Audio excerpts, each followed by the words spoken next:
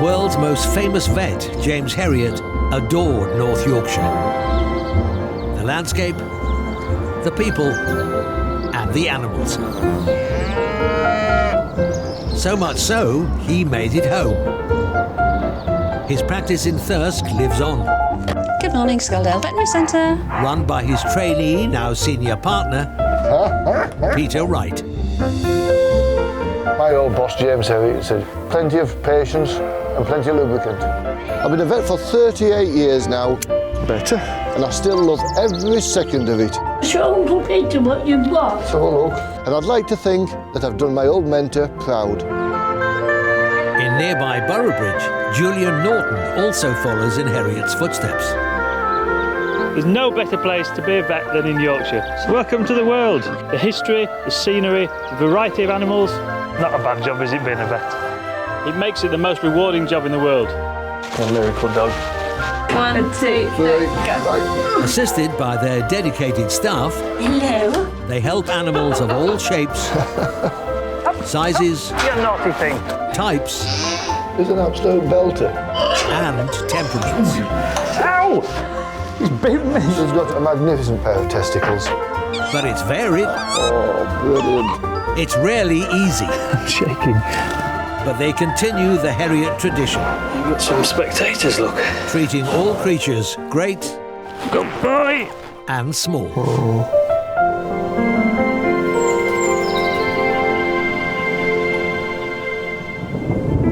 North Yorkshire, instilled with the spirit of the seasons. A union of grace and grit. This land of great beauty fortifies all who live and shelter here. But for those who struggle to thrive, help is at hand.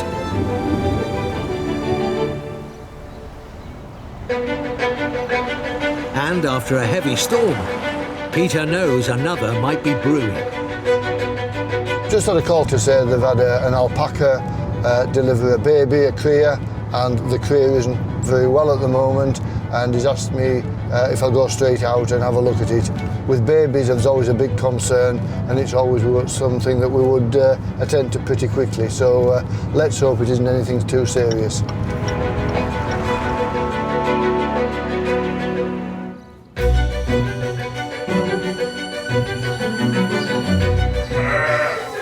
Now, Paul. I think it's struggling to breathe, so... Let's just have a look at you first.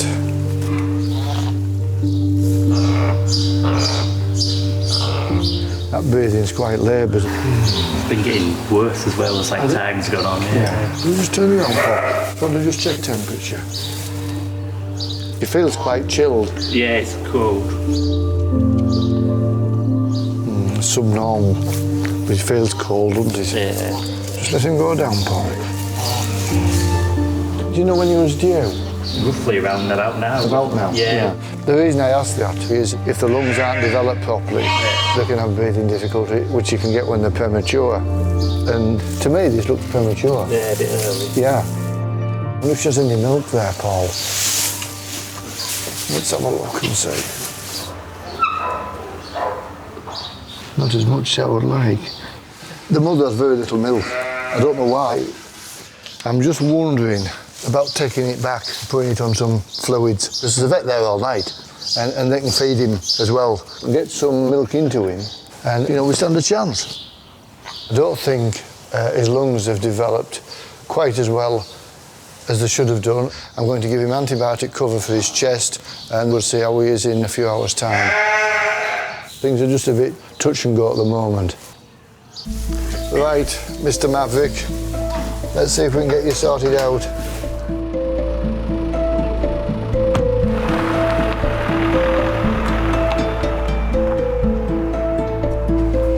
Oh, it's warm, little one. Hi, Mum. We'll give you a ring tomorrow. All right then. Yeah. All right then. Thanks very much. Thanks for being. Bye-bye.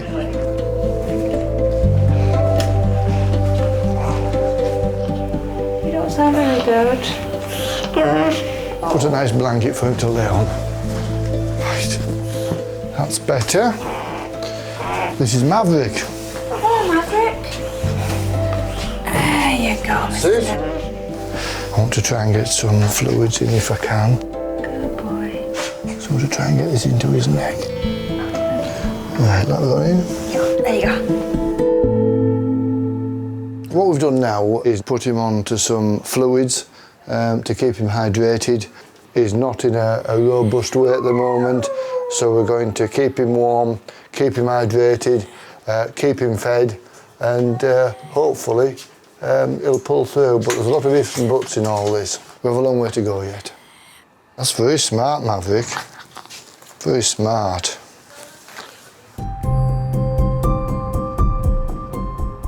We've just tucked Maverick up in bed now, and he's now going to be in the care of Molly, who's the vet on duty all night. I know she'll be watching him very carefully all night and feeding him all night. It's nice and warm in here, and I'm hoping and keeping everything crossed that he's going to pull through, but he is premature. That is a factor against us. I want to give him a drop of milk every hour to an hour and a half or so. It's going to be touch and go, but it was pointless leaving him with his mother. She wasn't really interested. Okay. So I've said my prayers. We'll keep our fingers crossed. Keep everything crossed. Yeah. He is very weak. It is a critical stage for him. He's not had the best start so far to his life, so these next 24 hours or so are going to be really important to give him the best chance. You'll be a good boy. Get yourself better. All right.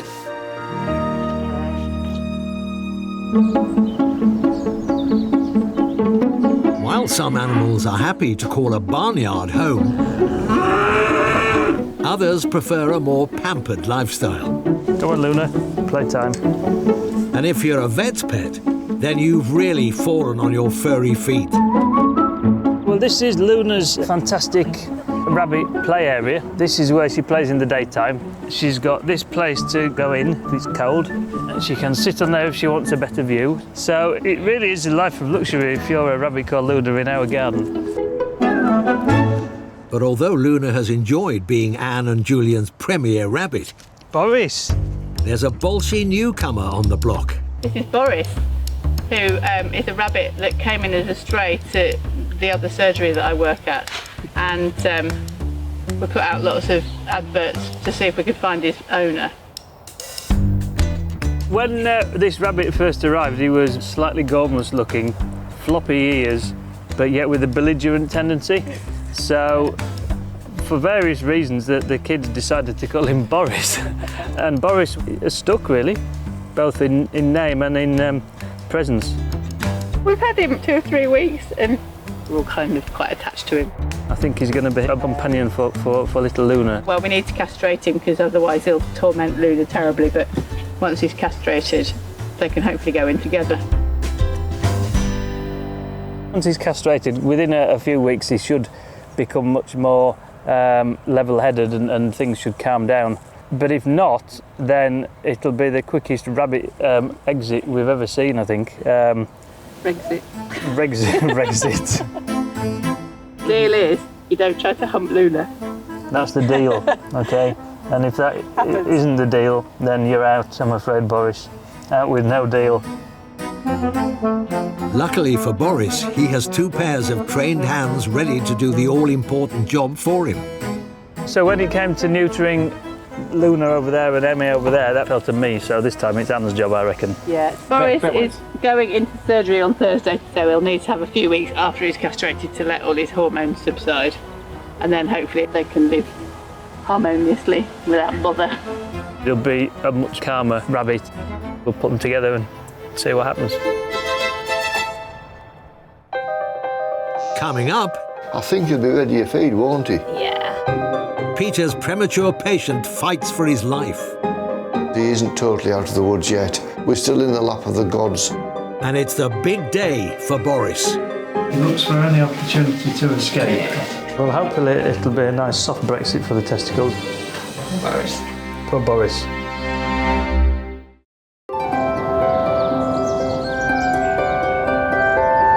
A new day dawns in Thirsk, Oh, Shona. and Peter's at the clinic bright and early with Shona to check on premature alpaca Maverick. How's he doing? He's made it through the night, which is good. He's trying, isn't he? He's certainly trying. I think he'll be ready to feed, won't he? Yeah. Apart from his breathing, he's a bit brighter. Yeah. Are you? What do you reckon, Maverick? A bit warmer as well. Maverick's making good progress, but he isn't totally out of the woods yet. One of our concerns is that he's got a lot of froth in his windpipe. We're going to try a mechanical means of removing that froth with him being premature. I don't think his lungs have developed yet as well as they should. So we're still in the lap of the gods, albeit Maverick's quite a bit stronger. But this froth is something that we need to address as well if we can.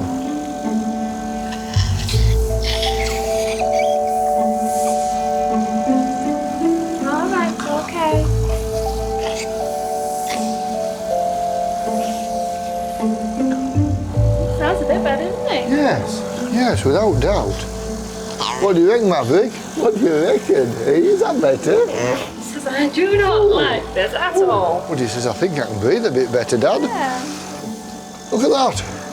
It seems to be working quite nicely. It's easier for him to breathe. And I've got to say, so far, he's been a model patient. I think we need to give him a rest, and then we'll make his bottle up. We're going to make your bottle up. We're going to give you a drink, see if you'll drink it this time. Right. Maverick. Now this is nice. No, it's not a nasty tube to suck bits out. We want to put a bit in now. Yeah, he's sucking. Yay, good boy. He's actually sucking. His suck reflex strong enough to take milk. Look at that. Oh, Maverick. Oh, I love that sound. Oh. It's very good that we've got a suck reflex there, and he's actually taking a little drop of milk in, which is great. Was that not so bad? Was that better than that horrible tube? Was it? He says yes. Oh. It's hard for him because of his breathing not being good, but he's managing. What do you reckon, Maverick? Eh? We'll continue to try and get stuff into him, but there's... All right, I'm sorry. Would you like a bit more? Would you? Would you like a bit more? I wasn't overly convinced he'd survived the night, and I came in this morning and he was alive, and I was like, yay! Yes? There we are, Mr. Maverick. All right. I'm a little bit more optimistic today than I was yesterday. He's been very well cared for. I'd like to think if I was as poorly, I'd be as well looked after. Whether I would or not is debatable. Wagging his tail quite happily. Ha ha ha.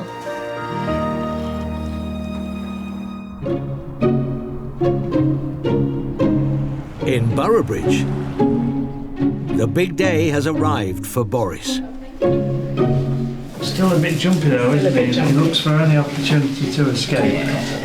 But this castration is vital, so he can live happily with Anne and Julian's other rabbit, even if this Boris would probably vote Remain. This is a big day for Boris. It's probably the biggest day of Boris's life, I suppose. Boris. Poor Boris. Boy. Boris, you're a star. Hopefully it'll be a nice soft Brexit for the testicles, but anything can happen. Who knows? They're still up in the balance, I think. Rabbits have got giant testicles. The castrating rabbits is really fiddly because you have to do what's called the closed castration, where you leave all the sort of outer membranes on. I've always been a bit sniffy about doing my own pets, and I am a nervous wreck when I'm trying to do it. But I sort of feel, since it was me that, slightly without discussion, brought the rabbit home, it's my job to sort him out, really. And it'll just make for peace and rabbit harmony at home, so he's doing. First problem is keeping hold of them when you cut them, they don't disappear back into the abdomen. It's fiddly, isn't it? It's just fiddly. It's out of all castrations, of which we obviously do a lot. Rabbit castrations are the fiddliest and take the longest. Well, guinea pigs are my least favourite, but rabbit's second least favourite. Coming out, the first testicle is about to make its exit. So I'm just cutting through the connective tissue, and there's lots of little thin layers like cling film that you have to be really careful. Rabbits have got quite a big hole in the abdominal wall that the testicles come out through, and the risk is that guts can fall out through the hole. So I prefer to just sort of go slowly and carefully. So I've just tapped it to crush the blood vessels. Home straight, this is the second of the two. He's been very calm, and everybody's been calm. It's been a good morning's work. Just sewing the skin back together now. Rabbit skin is really difficult to stitch. It's not very elastic and it just sort of creases up, so it's quite difficult to make it look neat. Ta-da! Ta-da! How long do you think it'll be before we can put him with Luna? I reckon 2 weeks. Well done, Boris. Yeah, it's all done now, so he's just going to slowly wake up. We'll get him back in his house and then get him home. He'll be better with them not attached to him, won't he? Yeah.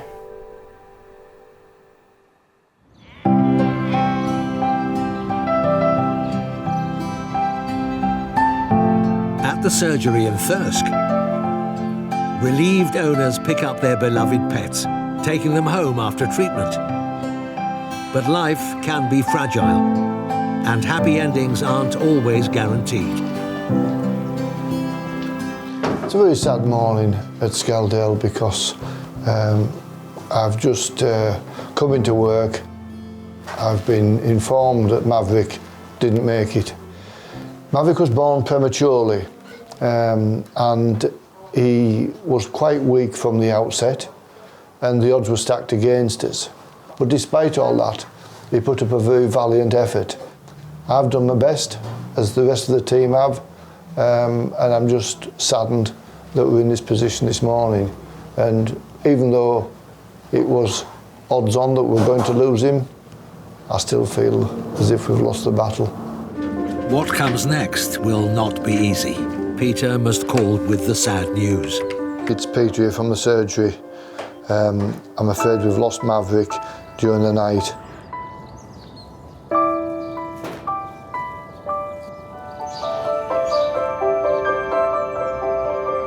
It's part of life, really. Bit sad, obviously, but should be glad to go back outside. Hopefully, more little legs running around next year.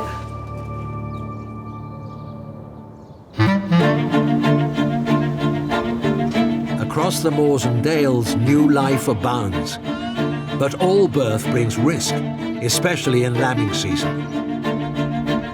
Farmer Jo Gray is hoping Peter can save one of her new arrivals, who's just hours old.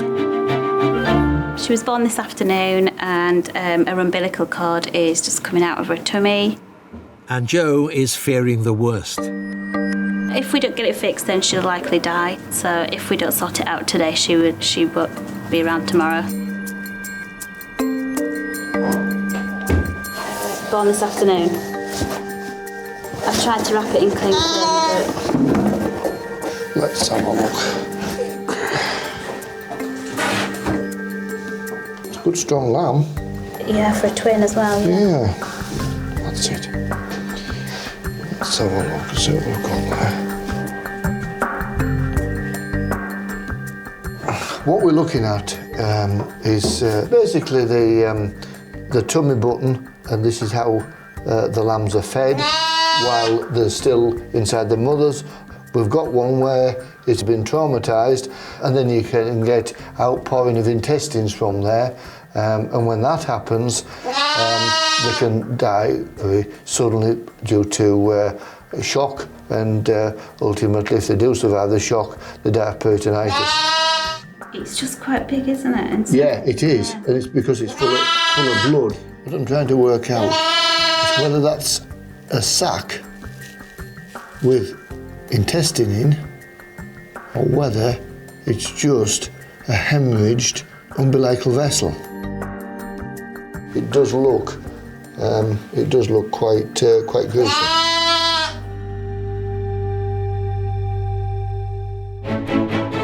Coming up, she's seriously cute. are Amber's hopes of dog show success out of sight? It's just a bit bent You're not going to win any beauty prizes this week, Amber. An orphaned baby wallaby is in dire need of help. This little baby who had the safety of her mother's pouch has no longer got that, and we've certainly got to manage it as best we can, otherwise we're going to lose her. And will Boris leave or remain? If they don't get on, then there's no future in the Norton household for Boris, is there?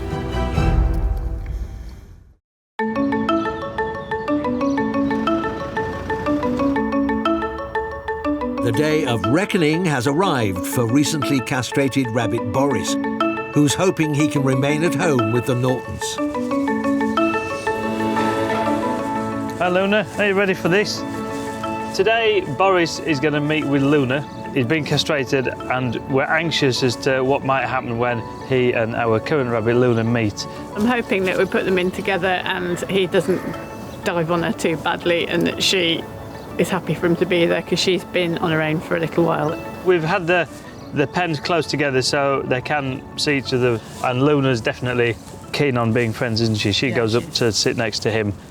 I mean, if they don't get on, then there's no future in the Norton household for Boris, is there?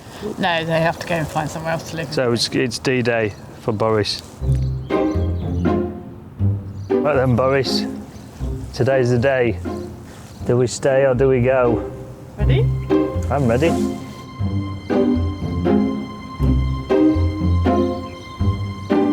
Right, here we go. Ready? Yeah.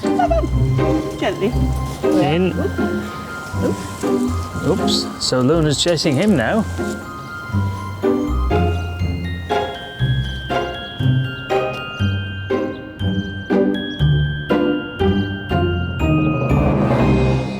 So this is quite a good peace and harmony in the rabbit meeting, world, isn't it? It's peace and harmony, exactly.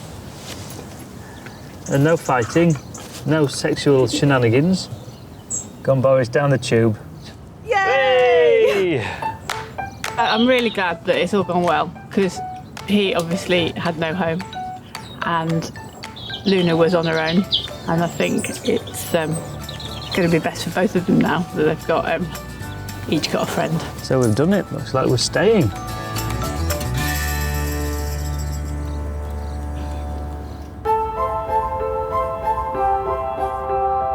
In Thirsk, Peter's hoping he can save a newborn lamb. I don't know if she's been stood on his cord or whether she's just had a bit of a nibble too far. But... Yes. What we've got here is remnants of the umbilical cord, and we've got an outpouching of the what's called the peritoneum, which is the lining of the tummy cavity. The actual hernial ring is actually quite small, which is good, so we haven't got a potential to get intestines out through there. Okay. And I think that is just an hemorrhage vessel. Oh, well, that's better. Yeah. What I'm going to do, I'm going to just tie it off. Right, brilliant. What we're looking at is tissue there that's hemorrhaged, and that's resulted in that it's still oozing away, still hemorrhaging there. It hasn't clamped off as it should do. So what I'm going to do, I'm going to tie it off, but also I'm going to give this little lamb some vitamin K as well to settle the bleeding down, and hopefully we should be absolutely fine. So it's not quite as horrible as it might have been. Are you going to be nurse? Can you open them back legs for me, Joe? Thank you. Right, lovely. I'm going to clean that up now and put a clamp around there, tie it off, and clean it up, and we should be okay.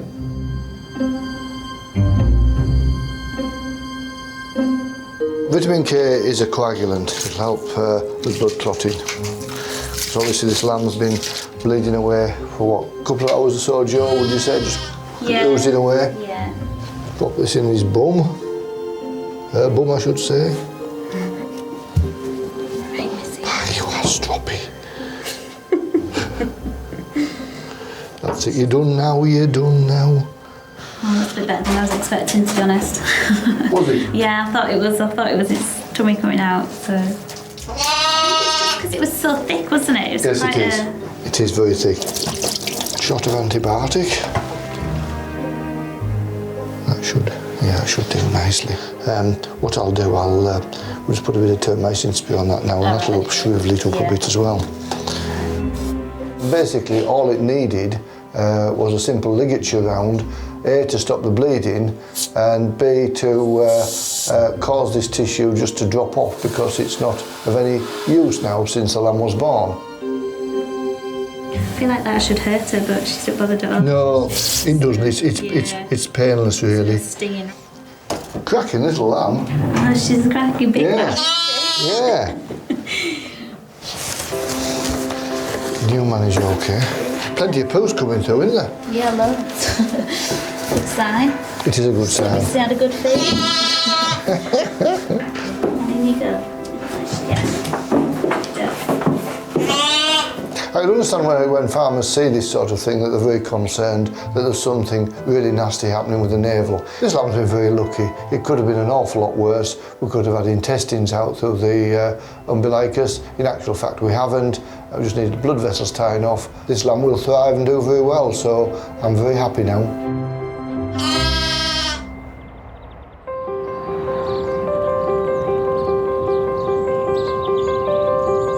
In Boroughbridge, Julian's next patient is one he saw just a few weeks ago. Amber's coming to see me again today. I operated on her about 6 weeks ago when she had a problem with her right eye. It was a condition called cherry eye, which is where the tear-producing gland, the lacrimal gland underneath the third eyelid, actually prolapses out and is completely in the wrong place. So I operated on that. That's gone quite well, and she's back again today. So we'll see what's going on this time. Amber again? While Amber's right eye was the issue last time, Hi, Amber. owners Fiona and Simon once again have cause for concern. I think I can see the problem. Yeah, it's the other eye. It just popped out on Thursday or Friday morning. First thing, came downstairs and there it was. Don't you just pop her up? I'll just have a look. Tell you what, that right eye looks really good, doesn't it? It does, yeah. That's perfect. That's exactly what it should be like. So this eye looked a bit like that before. Now the left eye's gone and done the same thing. It looks even worse than the It's other eye. watering as well, isn't it? Yes, it is. She has been rubbing it a little bit. Which she didn't do with the right eye. Right, well that definitely needs fixing. And this time there's more at stake. I got the leaflet about the Dunsworth show this morning, so... Oh gosh, yeah, I'm supposed to be judging that. Is my name on it? Yes, it is. I'm supposed to be judging that. Oh, the pressure's on to get it fixed. Absolutely, yes, yeah. Prettiest dog is... You're not going to win prettiest dog like that, that's for sure. Right then. Amber, round 2. This must be pretty rare then, to get it in both eyes. Yeah, it's unusual.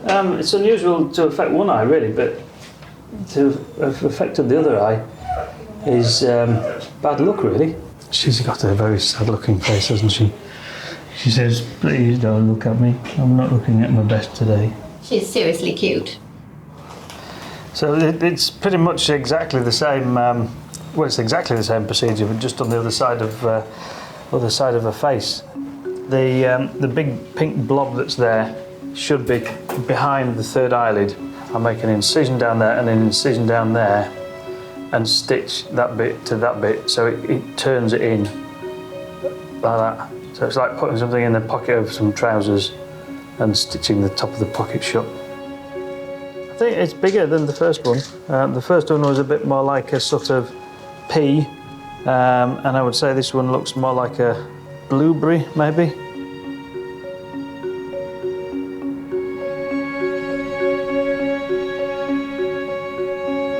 First bit done, that's the thing anchored in place. Yeah, I mean, it's no more fiddly than the first one, I don't think. It's probably slightly less fiddly because the thing's bigger.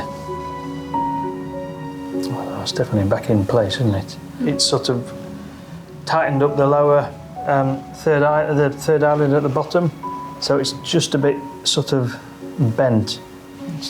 You're not going to win any beauty prizes this week, Amber. Whether she'll be ready for the big day, a week on Sunday, I think is still debatable.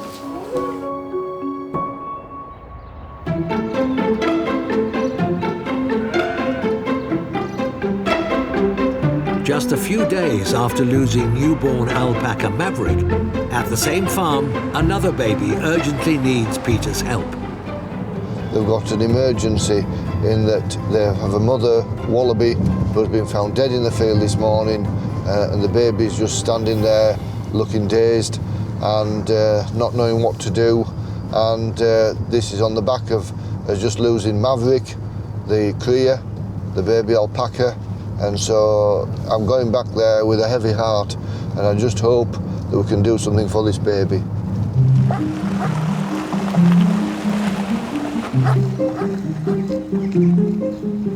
Oh, Paul. Hiya, you all right? Let's go and have a look at baby. Do you know how old she is, roughly? 3 months, something like that. It's fully got fur now. Right, well, that's good. Yeah, she's quite stressed, isn't she? I think if we had something that we could just wrap her in, because she'd feel more as if she was in a pouch then. Let's have a listen to her. Heart rate isn't up really, so I think that's calming her a bit, really. Yeah, I think when she's close to your body, she likes it. Yes. It's just when you first go to catch her, she's a bit scared. Yes, which is understandable. What a shame to lose your mother. I want to just check her temperature now. Yeah, that's slightly below normal, but not bad. When I found her this morning, we don't know how long the mother has been dead, so she might go a bit cold overnight. Yes, I mean, she's not, I wouldn't have said she was dehydrated at all, so that's good. Does she need milk still, though? Yes, she will, about 4 or 5 times a day. Right, I haven't got any teats in the car, I've got some syringes. Right. I'll go and get one, and we'll just go and see how that works, Paul. Yeah. Okay. This is a very sad story. I've been called in now to see what we can do with the baby and see if we can work out a plan to try and make sure she survives. I think it's going to be an uphill battle, and it just depends how well she learns to adapt. So I've got to be apprehensive about how we go from here, but we've got to try. We've got to try. Oh, she's obviously relaxed there. We'll just try with a drop of milk, Paul. It's all right, little babe. What I'm doing now, I'm just gradually pushing the plunger there, but she's taking that quite well. Right here. Probably glad of her. Yes. A bit of food. It's not nice, is it? Are you enjoying that? Yeah, we're away with that now. There we are, little babe. She looks like it's been close to people. Well, I suppose that's natural, isn't it? Because she'll have her mother's body's warmth there and heartbeat. What we need now is we need a pillowcase or something, right, yeah. And line it out so she can keep snuggled down in it and keep nice and warm. A bit like a catty glue, so it would. Yes, that would work. Yeah. That would work. Don't know. I think I've got one at home. Yeah. Yeah, I'm pretty sure I have. Right. I'll ring my wife and get her to bring it down. All right. Yeah. Okay. Right. The challenges here are quite huge. This little baby who had the safety of her mother's pouch has no longer got that. She's not got the safety and comfort of having a mother there, which every baby needs. And now there's no mother's milk there. So all these things have to be taken into account. We've certainly got to manage it as best we can, otherwise we're going to lose her.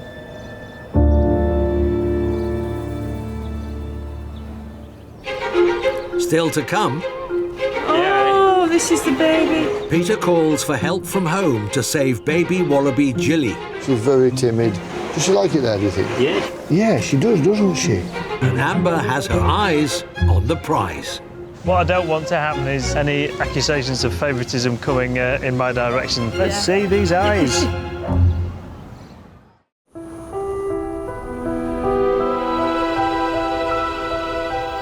In Thirsk, Peter's working to save the life of an orphaned wallaby. Jilly the joey is missing her mother's milk, but also the safety of her pouch. And Peter's wife Lynn has brought an improvised replacement from home. Oh, this is the baby. She's very timid, but I think this could be quite useful for her, really. Be nice and warm, won't it? It will. So I want to pop it on there. If we can get her in there, Paul, that would be quite good. That's right, yeah. Just over a kilo. 1.1, yes. Does she like it there, do you think? Yeah, she looks pretty happy. Yeah, she does, doesn't she? Yeah. It's lovely and warm in there. Excellent. That's great. I'm very saddened by this whole episode, really, that a baby's lost a mother. Farmers often say, where there's life, there's hope.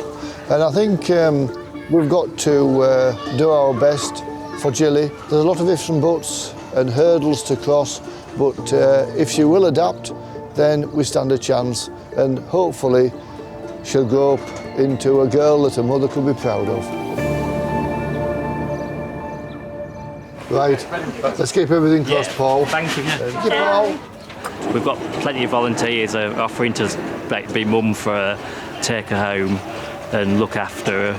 Hopefully, with a lot of loving care, we'll have a happy little Jerry. And after weeks of nursing by the dedicated team at the farm, Peter and Lynn are back to see how Jilly's doing. Oh, wow. Bye, she's grown, hasn't she? I think she looks good. She looks better than good. Look at her coat. Isn't that fantastic? She loves being out and just doing her own little thing, and she's a lot better than she was a few weeks ago. So she's been looking after little Jilly, doing all the feeds and that. Jilly's progressing really well now. She's much more positive in herself. She's growing, she's mischievous, she's everything we could hope. And how often are you feeding her now? 5-6 times a day. Oh, 6 times. I can't believe how well she looks. Good girl. It's fantastic. I came here hoping that Jilly had survived, but to see how she's thrived and how well she's done, how happy she is, how she's put a smile on everybody's face, including my own here today, and Lynn's, because we just didn't know what to expect. You've had enough, haven't you, now? You've had enough, haven't you? Hey, you've had enough. I think she's absolutely fantastic. I didn't think that I would have seen a baby wallaby with such health after losing a mother and having to be reared by hand. And I think it just shows the hard work and the care and dedication that Sue's put in to get her into this condition. But the main thing is to see how well she looks now. That, I think that's just awesome.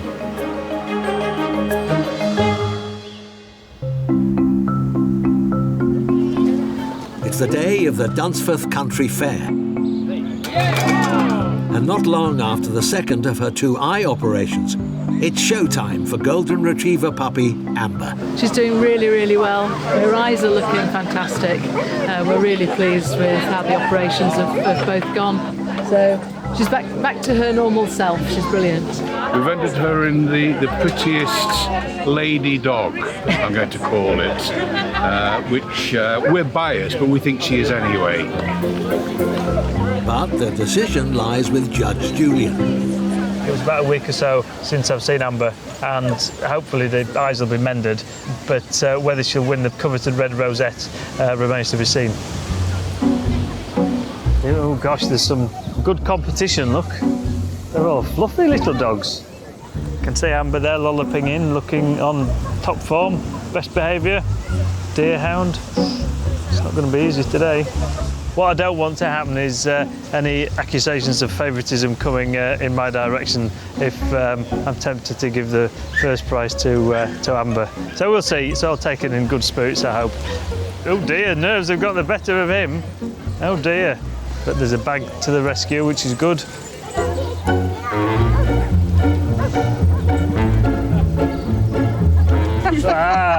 Yeah, you're seeking bribes, are you? How old is she? 10. 10, really? Wow. Doesn't look 10, does she? Woof, woof. They only do with a hat on anyway, which is an advantage, I would imagine. Amber, how are you doing? Hello. How are you feeling? I saw you coming in to the ring. Is she all right? She's fine. Yeah, she's great, actually. Amber, yes. let's see these eyes. Oh, I have to say, Amber, someone's done a brilliant job on your face. I wonder who that could Look be. at that. She looks brilliant. She's very happy. and I have to say very, very pretty. So I'm going to have to try not to be overly biased, but it's not going to be easy, I don't think, is it? We've got a pile of rosettes here, 5 of them to give out, and somehow I've got to make a choice of who's going to win.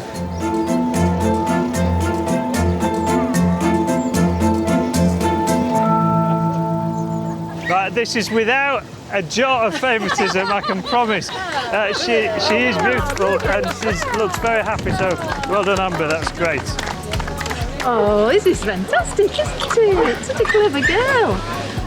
It was a really difficult decision. I mean, all the dogs in that category were brilliant. She is really genuinely very pretty, so I think it's a fair call. It's nice for her to A, be healthy, back to normal, and B, take home a red rosette, so I think we're all pretty delighted. What a clever girl. Her first ever competition and she's come first. What could be better?